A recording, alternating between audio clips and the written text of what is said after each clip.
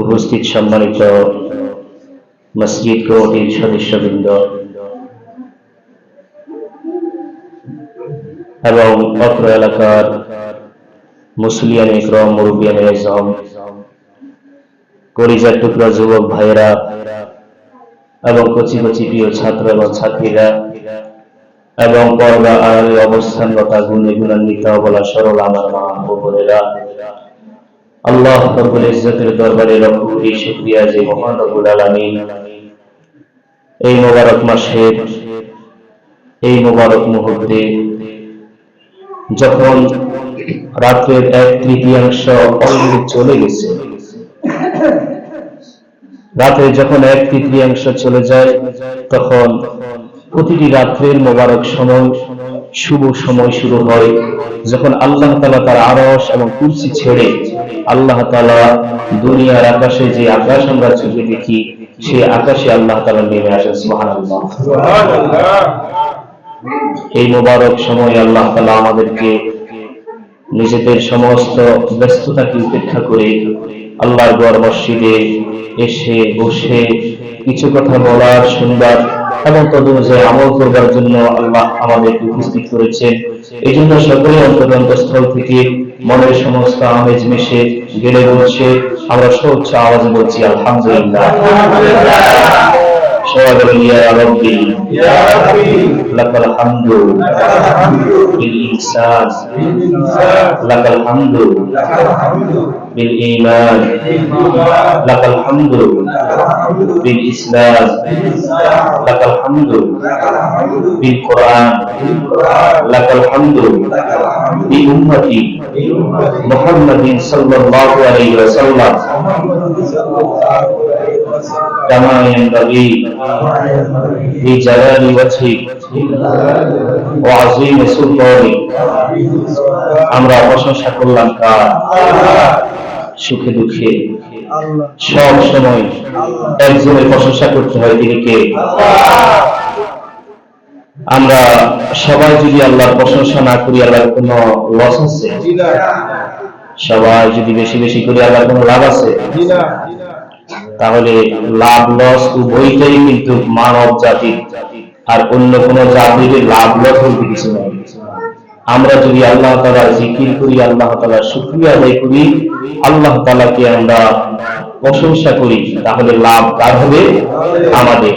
আর যদি আমরা পক্ষান্তরে আল্লাহ তাআলার নাফরমানি করি, প্রশংসা না করি, ইবাদত না করি, নামাজ না পড়ি, রোজা না রাখি, লাইলাতুল নিসফে মিন শাবান পালন নাও করি, লস কার হবে? লসটা কিন্তু আমাদেরই হবে, প্রিয় ভাইয়েরা। এবং সালাম বিশ্ব মানবতার মুক্তির দূত জনাবে রাসূল করিম সকল বলি সাল্লাল্লাহু আলাইহি ওয়াসাল্লামের প্রতি। আপনারা সবাই ভালো আছেন? সেই এশারের সময় চলে আসছেন, বোঝা গেল যে আসলে আমরা সবাই সবই পদার্থকে গুরুত্ব দিতে চাই। আসলে গত বছর আমি যে আলোচনা করেছি, আশা করি এই বছর আমি ওই আলোচনাটা করব না, ইনশাআল্লাহ। আমরা গত বছর অনেক আলোচনা করেছি, এই রাত্রের অনেক ফজিলত নিয়ে আমরা কথা বলেছি। তবে সময়ের কারণে মেন যে বিষয়গুলা, আল্লাহ তাআলা কি কি ইবাদত আমরা করতে পারবো, কি কি বর্জন করতে হবে, এবং কাকে কাকে আল্লাহ তাআলা এই সাধারণ ক্ষমাটুকুও এই রাত্রিতে করবে না, আমরা সেই বিষয়ে কিন্তু আলোচনা করতে পারি নাই। প্রিয় ভাইরা, প্রথমে আমি বলতে চাই যে আমি আজকে জুমাতে বলেছিলাম আল্লাহ তাআলা 3টা মাসের কথা উল্লেখ করেছেন। রাসূল করিম সাল্লাল্লাহু আলাইহি ওয়াসাল্লাম 3টা মাসের কথা বলেছেন, যে রজব মাস আল্লাহ তাআলার মাস। কারণ আল্লাহ তাআলার মোট হারাম মাস হচ্ছে 4টা। কয়টা? নিষিদ্ধ মাস, আল্লাহ তাআলার নিষিদ্ধ মাস যেগুলো আল্লাহ তাআলার মাস, ওগুলো হচ্ছে 4টা। 2টা সাথে সাথে আর 2টা পৃথক পৃথক। তার মধ্যে একটি হচ্ছে রজব মাস। এটা কার মাস? আল্লাহ তাআলার মাস। এই রজব মাস আল্লাহ তাআলার মাস, শাবান মাস রাসূল করিম সাল্লাল্লাহু আলাইহি ওয়াসাল্লামের মাস, এবং রমজান মাস হচ্ছে উম্মতের মাস। কিন্তু রোজা আল্লাহর জন্য। কার জন্য? রোজা কার জন্য? আল্লাহর জন্য। কিন্তু গোটা রমজান মাস উম্মতের পূর্ণ কামাই, পূর্ণ ইনকাম করার মাস হচ্ছে কি রমজান মাস। এই জন্য রাসূল বলেছেন গোটা রমজানটা হচ্ছে আমার উম্মতের মাস, মানে উম্মত এই মাসে যত খুশি ইচ্ছা কি করতে পারবে, নেকি উপার্জন করতে পারবে। এই জন্য এটা তাদের জন্য খুব সুবর্ণ সুযোগের একটা মাস, এটা বলে দিয়েছেন। এরপর বলেছিলেন রাসূলুল্লাহ সাল্লাল্লাহু আলাইহি ওয়াসাল্লাম কখনো কোন কোন বছর শাবান মাসের 1 থেকে 15 তারিখ পর্যন্ত লাগাতার রোজা রাখতেন, এরপর কখনো কখনো 27 তারিখ পর্যন্ত লাগাতার রোজা রাখতেন। রাসূলুল্লাহ সাল্লাল্লাহু আলাইহি ওয়াসাল্লামকে এই ব্যাপারে জিজ্ঞাসা করলো আয়েশা রাদিয়াল্লাহু তাআলা আনহা এবং অন্যান্য সাহাবায়ে কিরাম রাদিয়াল্লাহু তাআলা আনহুম আজমাইন জিজ্ঞাসা করলেন, ইয়া রাসূলুল্লাহ, আপনি শাবান মাসে যত রোজা রাখেন, শাবান মাসে এত বেশি রোজা রাখেন, অন্য কোন মাসে আপনাকে এত বেশি রোজা রাখতে দেখা যায়নি, এর কারণটা কি? রাসূলুল্লাহ সাল্লাল্লাহু আলাইহি ওয়াসাল্লাম এর জবাবে বললেন, ওয়া হুয়া শাহরুন তুরফাউ ফীহিল আমালি ইলা রাব্বিল আলামিন ফাউহিব্বু আন ইয়ারফা আমালি ওয়া আনা সাইম। নবীজি সাল্লাল্লাহু আলাইহি ওয়াসাল্লাম বললেন, ও আয়েশা, শুনে রাখো, মানুষের আমলনামা আল্লাহ তাআলা মূলত দুইবার আল্লাহ তাআলার কাছে পেশ করান, অর্থাৎ আল্লাহ তাআলা মানুষের আমলনামা মোট দুইবার দেখেন। একটা হচ্ছে সাপ্তাহিক, আর একটা হচ্ছে বাৎসরিক। যেমন একটা প্রতিষ্ঠান চালাতে হলে ওই প্রতিষ্ঠানটার এরকম মাসিক একটা অডিট করা লাগে কি লাগে না, আবার বাৎসরিক একটা অডিট করা লাগে কি লাগে না। তখন রাসূল সাল্লাল্লাহু আলাইহি ওয়াসাল্লাম বললেন, মানুষের আমলনামাটা দুই ভাবে অডিট করা হয়, একটা হচ্ছে সাপ্তাহিক আর একটা হচ্ছে বাৎসরিক। রাসূল সাল্লাল্লাহু আলাইহি ওয়াসাল্লাম বললেন, ও আয়েশা, আল্লাহ তাআলা বাৎসরিক মানুষের আমলনামার একটা অডিট করেন, অর্থাৎ আল্লাহ তাআলার সামনে মানুষের আমলনামাটা বাৎসরিক একবার পেশ করা হয়। আর বাৎসরিক আমলনামা যে সময় পেশ করা হয় সেটা হচ্ছে শাবান মাস। সুবহানাল্লাহ।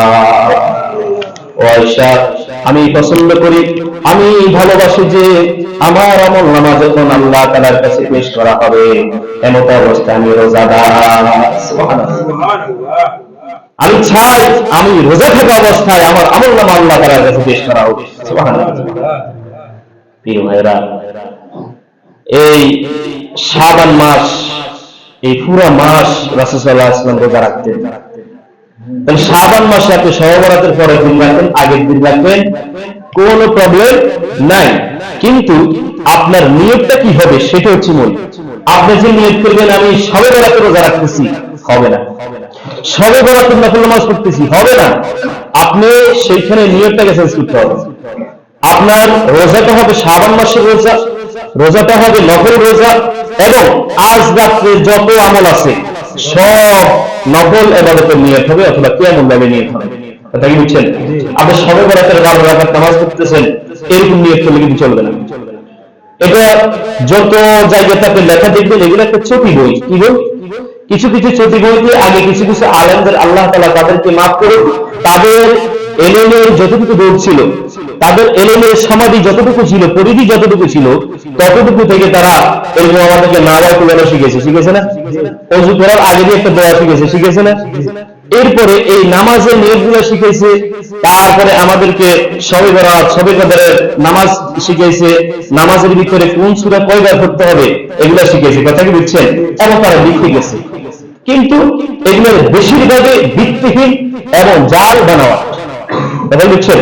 তাহলে আমরা এই শাবান মাসের রোজা যা ইচ্ছা রাখতে পারবো, নিয়ত হবে শাবান মাসের রোজা। কথা কি বুঝছেন? আর আইয়ামে বীজের ব্যাপারে আমি এর আগে আলোচনা করেছি। আইয়ামে বীজের 3টা রোজা আছে, প্রত্যেক মাসের মাঝখানে 3টা রোজা। এই 3টা রোজা রাসূল সাল্লাল্লাহু আলাইহি ওয়াসাল্লাম কখনোই ছাড়েন নাই। সব মাসের মধ্যখানে 3টা রোজা রাসূল রাখতেন। এই জন্য আমরা চাইলে সেই নিয়তে, শাবানের নিয়তে আমরা চাইলে সিয়াম পালন করতে পারবো, আগামীকালকেও পালন করতে পারবো। তবে নিয়তটা আমাদের শাবানের হবে অথবা নফল রোজার নিয়ত করবেন। কিন্তু শবে বরাতের কোনো রোজাও রাখবেন না, শবে বরাতের কোনো নামাজও পড়বেন না। আপনি রাতে 100 রাকাত করেন, কোনো সমস্যা নাই, 50 রাকাত করেন, কোনো সমস্যা নাই। আচ্ছা দেখি আমরা একটু আলোচনা করব, অসুবিধা নেই। তাহলে আমার গত বছর আমি আসছি, শবে বরাতের আলোচনা আমরা করেছি। আজকে আমি জুমার নামাজ পড়াবার পরে অবশ্যই আরো একটা মাগরিবের পর থেকে প্রোগ্রাম আমি করছি, ওখানে প্রায় 1 ঘন্টা 20-30 মিনিটের মতো। তো সেই হিসাবে বেশিক্ষণ আলোচনা করা সম্ভব না, আর বেশিক্ষণ আলোচনা করলেও আমাদের কি হয়, আমরা যাই ঘুমাই যাই, ফজরের সময় আমাদের অবস্থা ভালো থাকে না বা নামাজ পড়ার সুযোগ হয় না, এই জন্য আলোচনা এত বেশি লম্বা হবে না। তো প্রিয় ভাইরা, আপনারা জানেন যে শবে বরাত যেটা, এটা আরবি এবং ফার্সি শব্দ। সব শব্দটা ফার্সি এবং বারাত শব্দটা হচ্ছে আরবি। সব অর্থ রাত, বারাত মানে হচ্ছে মুক্তি, মুক্তির রাত।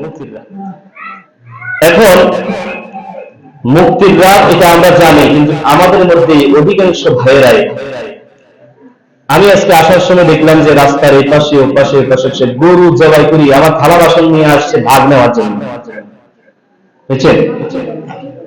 ভাগ নেওয়ার জন্য আসছে, সেটা সমস্যা নেই, বাড়ি আনুক, থালানুক বা বল আনুক, সমস্যা না। সমস্যাটা হলো কোন জায়গায়? সমস্যাটা হচ্ছে আমাদের মধ্যে অধিকাংশ আমরা মনে করে বসে আছি, আজকের দিনে যদি আমরা কোনোভাবে গরুর গোশতটা জবাই করতে পারি, রান্না করতে পারি, পাতিলে বসাইতে পারি, তাহলে পুরো বছর আমাদের কিন্তু গরুর গোশত খাওয়াটা সহজ হয়ে যায়। এই নিয়ম আছে না নাই? এই নিয়ম হচ্ছে একটা বিভ্রান্তিকর এবং গোমরাহি। এই নিয়ম রাখা যাবে না যে আজকের দিনে যদি আমি কি খাইতে পারি, গরুর গোশত খাইতে পারি, পুরো বছর আমার জন্য বাঁচবে গরুর গোশত আল্লাহ তাআলা, এই আকীদাটা ঠিক না। আপনি প্রত্যেকদিন গরু জবাই করেন, গরু আনলে কোনো সমস্যা নাই, কিন্তু নিয়মটাকে সমস্যা করা যাবে না। নিয়ম আপনি যদি এরকম করে রাখেন, তাহলে আপনার আকীদাটা সহি হলো না। আজকে রাত হচ্ছে মুক্তির রাত। মুক্তি পাওয়ার জন্য, আমি তো আজকে বললাম, মুক্তির জন্য আমরা কত কিছু করি। আমার আব্বাকে নিয়ে গেলে 2 মাসের জেলে, অটোমেটিক মুক্তি পাবে 2 মাস পরে, জেল খাটলে, আর নাহলে 2 লাখ টাকা জরিমানা দিবে। এখন আমি কি সেই চিন্তা করে বসে থাকতে চলবে? আমাকে মুক্তি পেতে আগাইতে হবে। আগাইতে হলে কি করতে হবে? মুক্তি আগাইতে হলে আমাকে হয়তো উকিল দেখতে হবে, আমাকে কোর্টে যাইতে হবে, আমাকে থানায় যেতে হবে, বিভিন্ন আমাদেরকে বিভিন্ন উপায় খুঁজে কিন্তু আমাদেরকে মুক্তিটা করাতে হবে। তাহলে আজকে রাতটা যেহেতু মুক্তির রাত, এই মুক্তির রাত্রে যদি আপনি মনে করেন যে শুই থাকলে, ঘুমাই থাকলে চলবে, তাহলে কি মুক্তি পাবেন? আপনি চিন্তা করেন, আপনি আপনার মালিক যিনি আপনার অফিসের বস, তার কাছে কি আপনি অর্থনৈতিক কোনো মুক্তি পান? কোন একটা অপরাধ হয়ে গেছে, আপনি একদিন আসেন নাই বা এলোমেলো করেছেন, অন্যায় করেছেন, সেই ক্ষেত্রে তো আপনাকে কি করতে হয়? যাইয়া তাকে কথার মারফেস দিয়ে, তাকে বিভিন্ন ভাবে ভুলিয়ে ভালিয়ে, তার থেকে আপনি যে কোনো ভাবে একটা মর্জি আদায় করেন, তার সন্তুষ্টি আদায় করেন, ঠিক কিনা? আমাদেরকেও আজকে রাত্রে আমরা এইভাবে আল্লাহ তাআলা থেকে আদায় করতে হবে। আমি আপনাদেরকে একটা প্রশ্ন করি, আমরা কারা কারা আল্লাহ তাআলাকে ভয় করি? হাত তুলে দেখাই। আল্লাহ তাআলাকে আমরা ভয় করি, হাত তুলে দেখাই। এখন আপনি হাত তুলছেন, এতটুকু আমি দেখছি। এখন আপনি যে আসলে ভয় করেন, এটা দেখাইতে পারবেন? নামান হাত না। আপনি যে ভয় করেন, এটা আমাকে দেখান তো। আমার বন্ধুগণ, দুনিয়াতে কোন একজন মানুষ, কোন প্রশাসককে যদি ভয় পায়, যেমন ধরেন সেনাবাহিনীকে আমরা ভয় পাই, সেনাবাহিনী হচ্ছে একটা শৃঙ্খলা বাহিনী, তার পাশে গেলে আমি এলোমেলো ভাবে চলি না, আমার হাঁটাটাকে আমি গুটিয়ে ফেলি, ঠিক কিনা? আমার চলাফেরা এলোমেলো আর থাকে না, কারণ আমি তাকে ভয় পাই। আমার ভিতরে একটা চিহ্ন দেখা গেল, আমি নিজে নিজে সোজা হয়ে গেলাম। এরপর আপনি যদি থানায় যান, থানায় গেলে পুলিশের সামনে গিয়ে আপনি এলোমেলো ভাবে চলেন নাকি? সেইখানে আপনি আপনার নিজেকে গুটিয়ে রাখবেন, সেইখানে আপনার চলাফেরা আপনি পরিবর্তন করে ফেলেন পুলিশের ভয়ে। তার মানে এই ভয়টা আপনার নিশানা দেখা গেল, আপনি যেভাবে হাঁটা চলাকে গুটিয়ে ফেললেন, হাঁটা চলা পরিবর্তন করলে এটা আপনার ভয়ের নিশানা, ঠিক কিনা? আমি আপনাদেরকে প্রশ্ন করতে চাই, আপনি যে আল্লাহকে ভয় করেন, দাবি করেন, আল্লাহকে ভয় করেন, এমন একটা নিশানা আপনি দেখাতে পারবেন নাকি? যে নিশানা দেখিয়ে আপনি বুঝাতে পারবেন যে আমি আল্লাহ তাআলাকে ভয় করি, আমি আল্লাহ তাআলাকে নিয়ে ভাবি, আল্লাহ তাআলার আযাবকে ভয় করি, আল্লাহ তাআলার শাস্তিকে ভয় করি, আল্লাহ তাআলার জাহান্নামকে ভয় করি, এমন একটা নিশানা আপনি দেখান তো, আমাকে দেখান, দেখাইতে পারবেন কিনা? আসলে আমরা সবাই দাবি করি, কিন্তু আসলে আমরা ভয় করি না।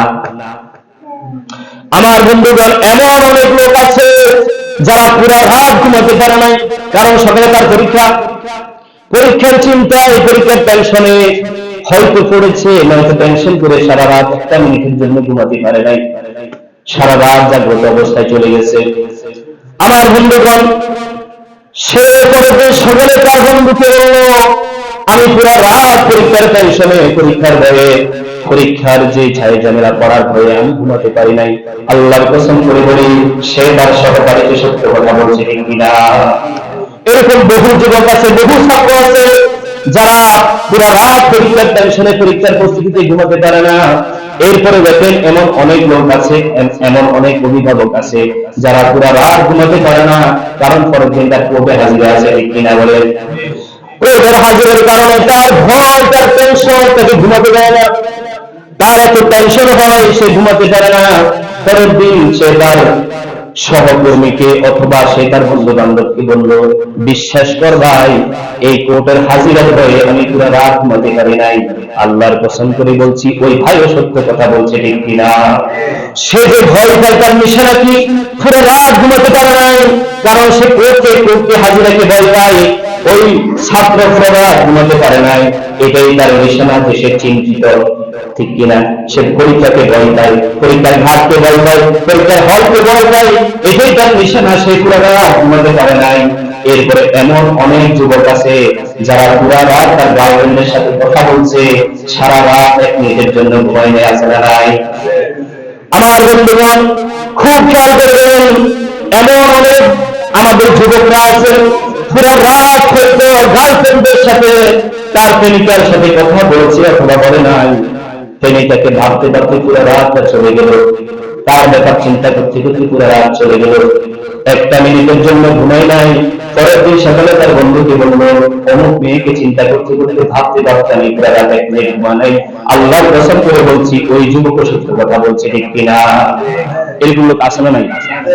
আমি তো জানি অনেক আছে, অনেক আছে আমার ভাই, অনেক। তাহলে আমরা বুঝতে পারলাম, আপনি যদি দুনিয়ার কোনো বিষয় নিয়ে অতিরিক্ত টেনশন করেন, ওই টেনশনটা আপনার প্রতিযোগিতা হয় নিশানা হিসাবে, আপনি পুরো রাত ঘুমাতে পারেন না।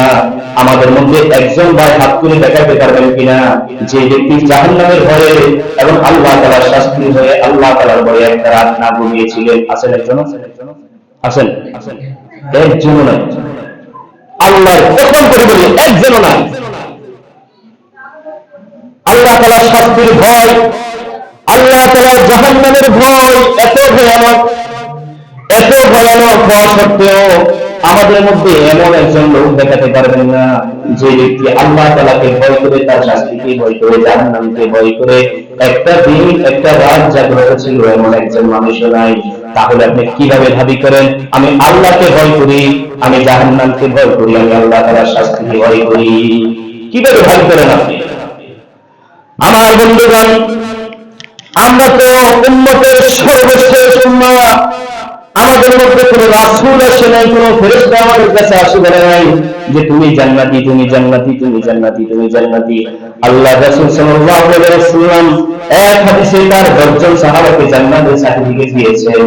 এতটা সত্ত্বেও আল্লাহ তাআলার ওই বান্দাগুরা, রাসূল সাল্লাল্লাহু আলাইহি ওয়াসাল্লামের ওই সাহাবীরা আল্লাহ তাআলার ভয়ে, আল্লাহর শাস্তির ভয়ে, জাহান্নামের ভয়ে এরকম বহু দিন বহু রাত অর্ঘুমা মেরে গিয়েছে।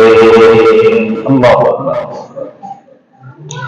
একজন ওমর রাদিয়াল্লাহু তাআলা আনহু, যার ব্যাপারে রাসূলুল্লাহ সাল্লাল্লাহু আলাইহি ওয়াসাল্লাম বলেছেন, ও ওমর, তুমি যে রাস্তা দিয়ে হেঁটে যাও, তোমার ভয়ে শয়তান অন্য রাস্তা ধরে হেঁটে যায়, তোমার রাস্তায় শয়তান হাঁটে না। ও ওমর, তুমি জান্নাতি। সেই ওমর রাদিয়াল্লাহু তাআলা আনহু ঘোড়ার পিঠে করে যাইতেছেন, এমন অবস্থায় তিনার কানে কোরআনের একটা আয়াত এসেছে, ইন্না বাতুশা রাব্বিকা লাশাদীদ।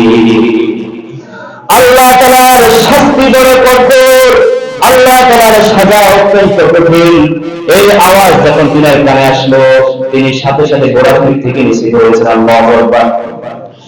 ঘোড়ার পিঠ থেকে নিচে পড়ে অ্যাক্সিডেন্ট করে, এই অ্যাক্সিডেন্ট যতটুকু হয়েছে নাকি আল্লাহ তাআলার আযাবের ভয়, আল্লাহ তাআলার শাস্তির ভয়ে ওমর ফারুক রাদিয়াল্লাহু তাআলা 20 দিন অসুস্থ ছিলেন। সুবহানাল্লাহ। 20 দিন অসুস্থ ছিলেন সাহাবায়ে কেরাম রাদিয়াল্লাহু আজমাইন বলেন, আমরা একজন অসুস্থ ব্যক্তিকে যেমন দেখতে যাই, ওমর রাদিয়াল্লাহু তাআলা আনহু যখন ঘোড়ার পিঠ থেকে পড়ে গেলেন, এরপরে আমরা একের পর এক ধারাবাহিকভাবে তিনাকে রোগী হিসেবে দেখতে গেলাম, আল্লাহকে হাদিয়া নিলাম, কর্পূর নিলাম।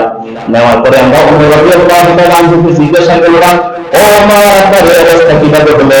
তিনি বললেন, আমি ঘোড়ার পিঠে দিয়ে আসতেছি, এমত অবস্থায় আমার কানে আসছে, ইন্না বাতুশা রাব্বিকা লাশাদীদ। আল্লাহ তাআলার শাস্তি বড় কঠিন, আল্লাহ তাআলার শাস্তি বড় ভয়ানক, আল্লাহ তাআলার শাস্তিকে তিনি এত ভয় পেয়েছেন, অথচ তিনার যেই পথে তিনি হাঁটতেন এটাতে শয়তান পর্যন্ত ভয় হাঁটতো না। তিনি এমন পাওয়ারফুল ছিলেন, তিনি যদি এরকম কলম না ঘুরাইতেন অর্ধ জাহানের সমস্ত রায়গুলো বন্ধ হয়ে থাকতো। ওই বাচ্চা বলেন যে আমি আল্লাহ তাআলার শাস্তির ভয়ে আমি 20 দিন পর্যন্ত অসুস্থ হয়ে আছি। আবার আল্লাহ তাআলা রাসূল সাল্লাল্লাহু আলাইহি ওয়াসাল্লামের মাধ্যমে জানিয়ে দিলেন, ও ওমর, তুমি জান্নাতি। তাহলে জান্নাতি হওয়া সত্ত্বেও এই লোকগুলা আল্লাহ তাআলাকে কত ভয় করতে, আল্লাহ তাআলার শাস্তিকে তারা জান্নাতি হওয়া সত্ত্বেও কত ভয় করতে।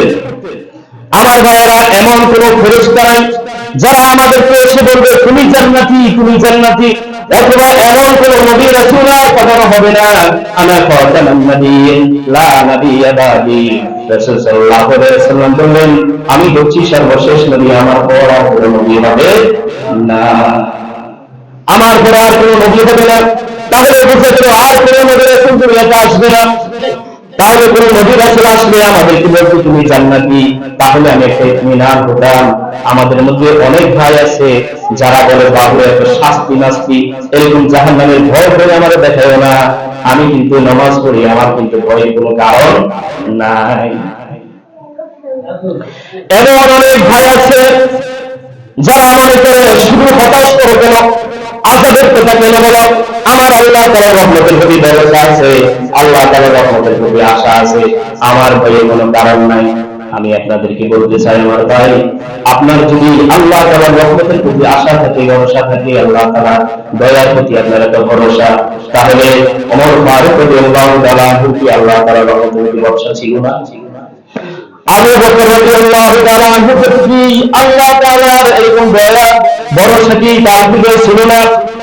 যে আবু বকর রাদিয়াল্লাহু তাআলা আনহুকে রাসূল সাল্লাল্লাহু আলাইহি ওয়াসাল্লাম বললেন, ও আবু বকর সিদ্দিক রাদিয়াল্লাহু তাআলা আনহু, আপনার জন্য জান্নাতের 8টা দরজা খুলে দেওয়া হয়েছে, আপনি জান্নাতি।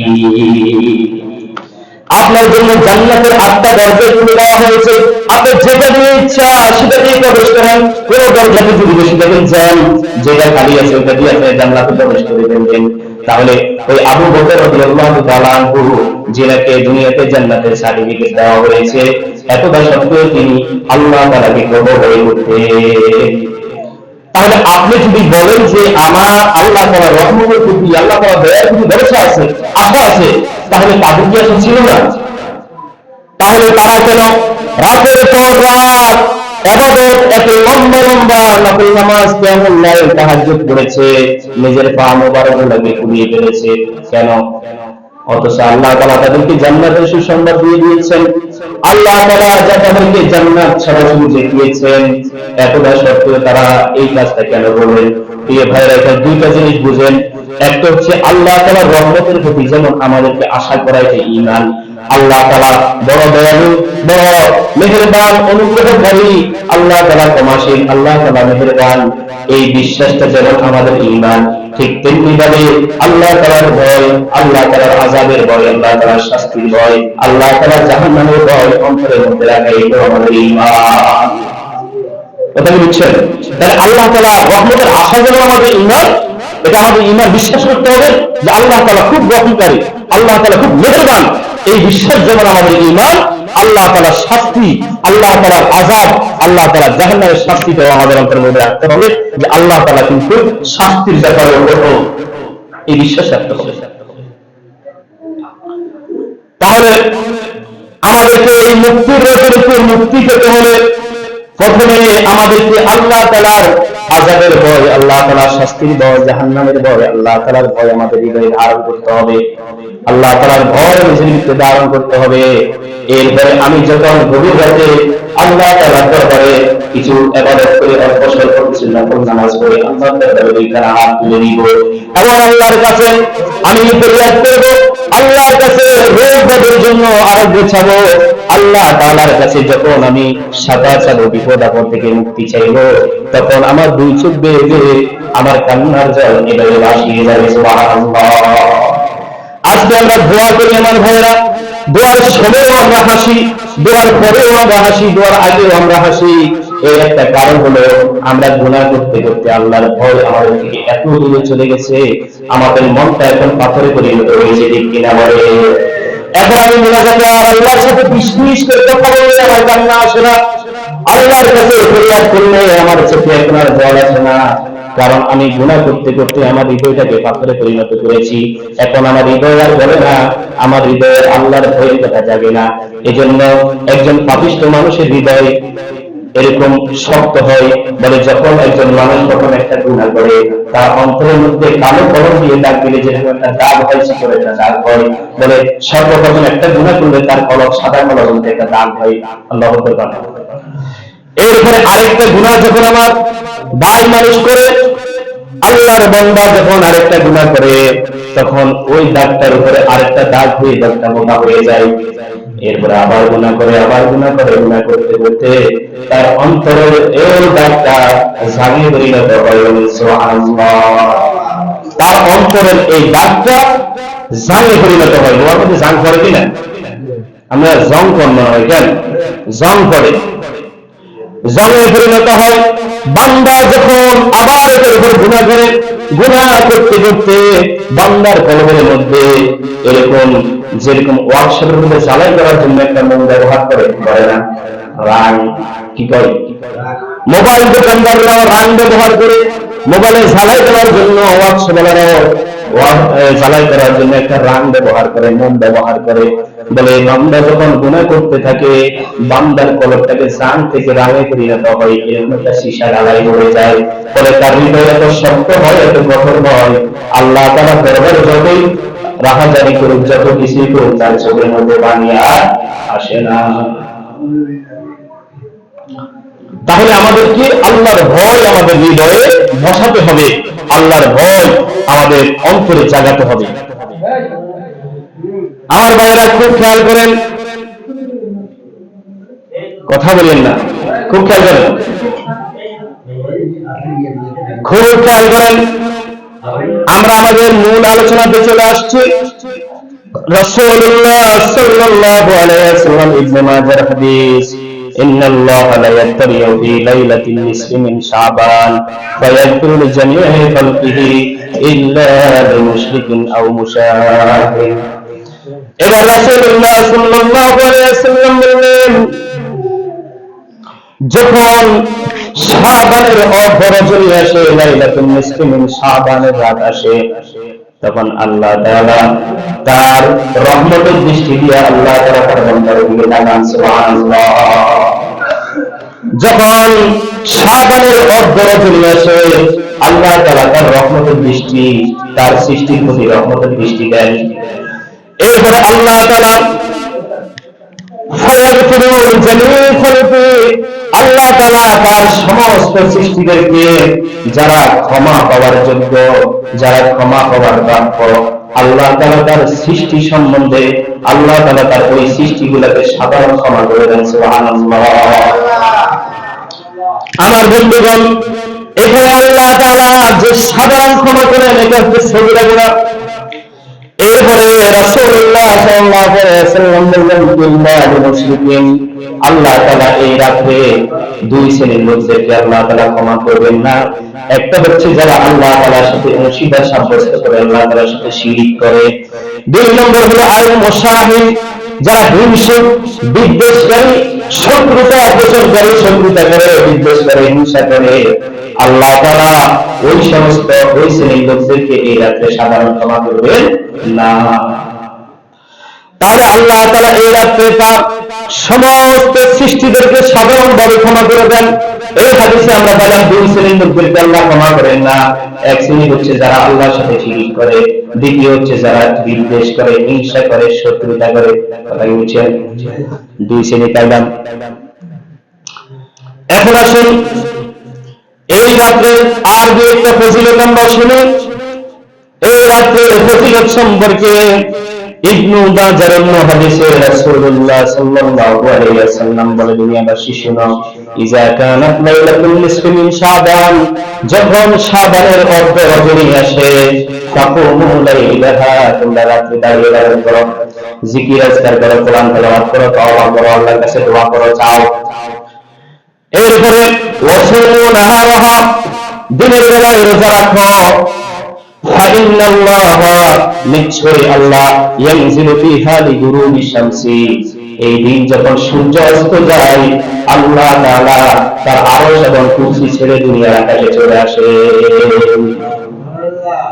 যখন সূর্য ডুবে, খেয়াল করেন, সাধারণ রাত্রিগুলোতে আল্লাহ তাআলা রাতের 1/3 যখন চলে যায়, তখন আল্লাহ তাআলা তার আরশ ছেড়ে আল্লাহ তাআলা দুনিয়ার আকাশে চলে আসেন। কিন্তু নিসফে শাবানের রাত্রে, এই শবে বরাতের রাত্রে আল্লাহ তাআলা যখন সূর্য ডুবে, সূর্য ডোবার সাথে সাথে আর দেরি করেন না, আল্লাহ তাআলা দুনিয়ার আকাশে নেমে আসে। এরপরে এবার আল্লাহ তাআলা দুনিয়ার আকাশে কি করেন?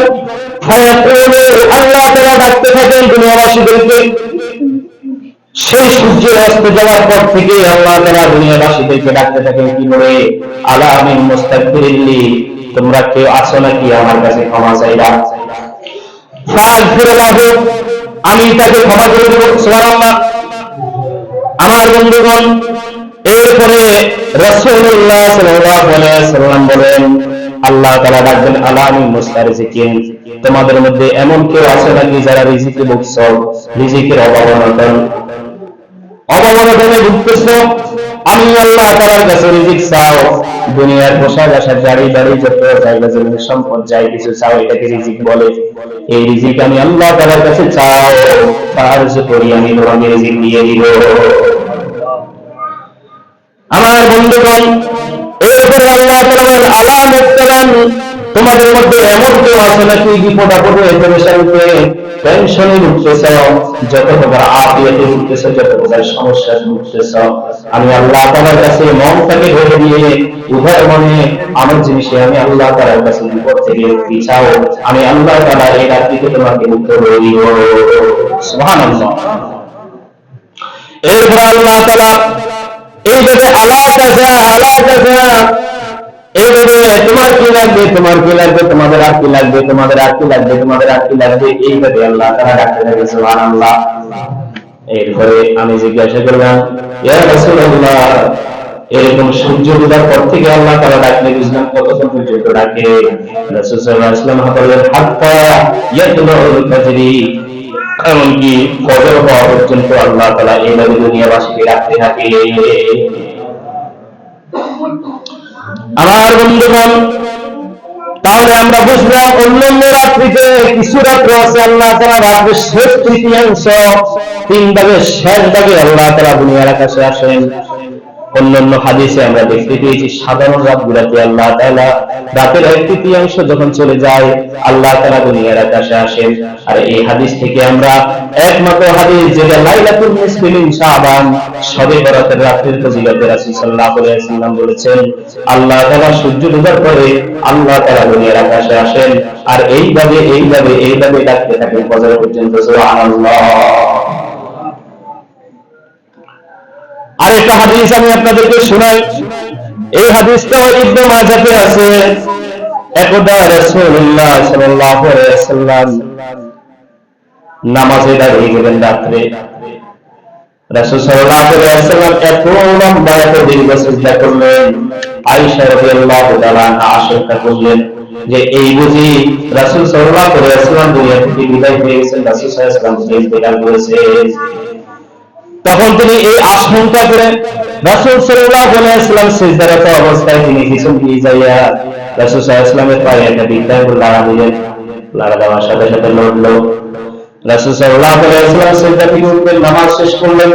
আয়েশা রাদিয়াল্লাহু তাআলা আনহাকে জিজ্ঞাসা করলেন, ও আয়েশা, ও হুমায়রা, তুমি কি আশঙ্কা করছো আল্লাহর রাসূল সাল্লাল্লাহু আলাইহি ওয়াসাল্লাম তোমার হক নষ্ট করবে?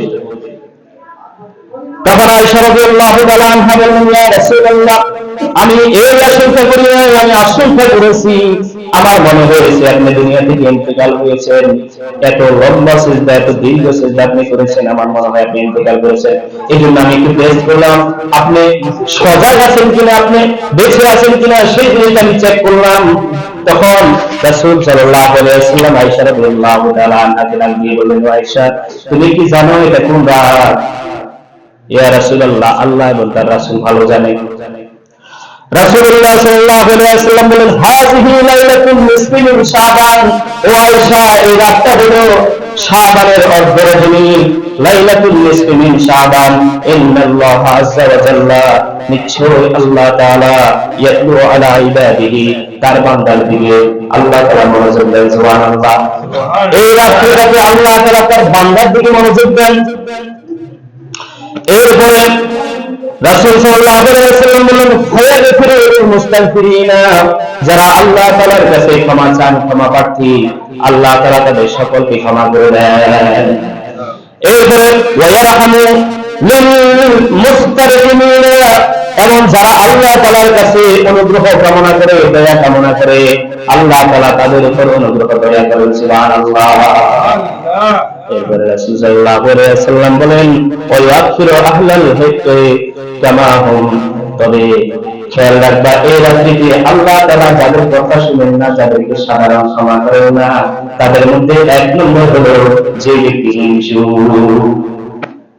হিংসুক যত আল্লাহকে ডাকে, যতক্ষণ পর্যন্ত সে তার হিংসা থেকে তওবা করে, বিদ্বেষ থেকে তওবা করে, এরকম শত্রুতা থেকে তওবা করে আল্লাহ তাআলার কাছে ফিরে না আসবে, আল্লাহ তাআলা বলবেন ওর আমলনামাটা জিন্নাহ সামনে রাখি দাও, এটা পরে দেখা যাবে।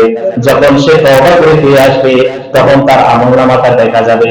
এর আগে তার আমলনামা জিন্নাহ সে গুনাহগারের আমলনামা গুনাহ অবস্থায় রাখি দেওয়া হয় না। বিসমিল্লাহ। আমার বন্ধুগণ, এই রাতের আমলগুলো আমি আপনাদেরকে বলছি। এই রাতের এক নম্বর আমল হবে যেটা হলো ফরজ আমল, মাগরিবের নামাজ, এশারের নামাজ এবং ফজরের নামাজ জামাতের সাথে পড়া। কথা কি বলছেন? দুই নম্বর আমল হচ্ছে সাধ্যের উপরে নফল ইবাদত করা। এই নফল ইবাদত মানে শুধু নামাজকে দৃষ্টি করেন, আপনি 12 রাকাত নামাজ পড়বেন, 14 রাকাত পড়বেন, 20 রাকাত পড়বেন, করেন, কোনো সমস্যা নাই। সারা রাত ফজর হওয়া পর্যন্ত পড়তে পারেন, কোনো সমস্যা নাই। 100 রাকাত পড়লে সমস্যা নাই। কিন্তু আপনি নিয়ত করবেন কিয়ামুল লাইলের, নিয়ত করবেন আপনি নফল সালাতের, আপনি শবে বরাতের নিয়ত করবেন না। এরপরে 3 নম্বর হচ্ছে কবর জিয়ারত করা। কি করা? তবে একা শবে বরাতের যত আমল আছে কোনটাই জামাতের সাথে করা যাবে না। সবগুলা ইবাদত হচ্ছে একা একই। আমি যখন ছাত্র ছিলাম তো এরকম শবে বরাতের রাত আসলে আমাদের ছাত্রদেরকে নিয়ে যেত। কি করার জন্য বলেন তো? শুধু কবর জিয়ারত। প্রচুর ইনকাম ছিল। এখন অবশ্য এগুলা অনেকটা উঠে গেছে। প্রচুর ইনকাম ছিল হুজুরদের। মানুষের ছাত্রদেরকে একজন আসে, একজন নিয়ে যেতে, একজন আসে, ওই মা বাবার কবরটাকে একটু জিয়ারত করবে, তা আসার সময় হাদিয়াটা দিয়ে নিয়ে যেতে। ঠিক আছে, তাহলে আমরা কবর জিয়ারত করব। কবর জিয়ারত ইজতিমাই নয়, তবে যেখানে ভয়ের আশঙ্কা আছে সেখানে যাওয়ার কোনো প্রয়োজন। আপনি একজন ভীতু, আপনি রাতে কবরে যাইতে ভয় পান। আমাদের আরো কত কুসংস্কার, কত কুআকিদা আছে না নাই? রাত্রে বেলা কবরে যাবে না, মহিলারা কবরস্থানে যাবে, বিভিন্ন কিছু আছে না নাই? তো সেই ক্ষেত্রে আপনি এই রাতের বেলা যখন আল্লাহ দুনিয়ার আকাশে আসি ডাকতেছে, তোমরা তোমাদের আত্মীয় স্বজনদের জন্য দোয়া করো, জিয়ারত করো, দোয়া করো, ইসের সওয়াব পাঠাও, আমি তাদেরকে তোমাদের এই ইসের সওয়াবের মাধ্যমে তাদেরকে আমি আযাব থেকে, আমার শাস্তি থেকে আমি তাদেরকে মুক্তি দিয়ে দিব। কথা সত্য। কিন্তু আপনি যদি সেটা না পারেন, আপনি একটা জায়গা থেকে আপনি ইসের সওয়াব পাঠাতে পারবেন, কোনো সমস্যা না। আপনি এখানে বসে আছেন, আপনি একবার কুরআন পড়লেন, 3বার কুরআন পড়লেন, একবার সূরা ফাতিহা পড়লেন, তাদের নিয়তে আল্লাহ তাআলা সেটা তাদের জন্য কবুল করে নেবেন। সুবহানাল্লাহ। এটা প্রচারের জন্য কোনো বিকাশ, কোনো রকেট লাগবে না। তাহলে এটা হচ্ছে 3 নম্বর। 4 নম্বর হলো দোয়া, তাওবা দোয়া এবং তাওবা করা। আমি এটা একটু বিস্তারিত বলি। প্রথম তথ্য হচ্ছে ইস্তিগফার এবং তাওবা। তাওবার কথা আমি গত বছরে বলেছি, তাওবার শর্তগুলোর কথা বলেছি, এটা আমি প্রায় বলি, কিন্তু তাওবা আর ইস্তিগফারের মধ্যে একটা পার্থক্য আছে। সেটা হলো ইস্তিগফার হচ্ছে সাধারণভাবে আল্লাহ তাআলার কাছে ক্ষমা চাওয়া, আস্তাগফিরুল্লাহ।